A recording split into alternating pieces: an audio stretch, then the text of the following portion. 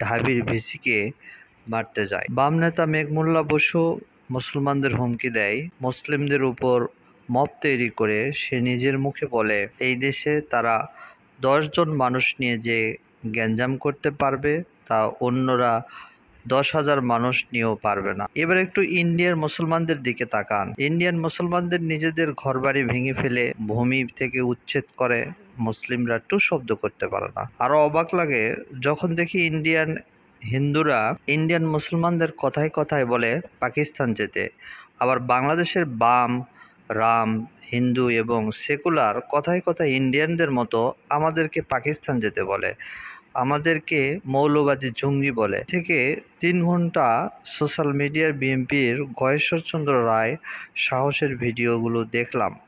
গণেশ হুমকি দিয়ে বলতেছে এই দেশে মৌলবাদ দমন করবে, মৌলবাদীদের ঠাঁই এদেশে নাই, আরও কত কি। অথচ বিএনপির নাসির সহ, ছাত্রদলের নাসির সহ অন্যান্য নেতারা গণেশ এর পাশে দাঁড়িয়ে দাঁত কেলিয়ে হাসছে।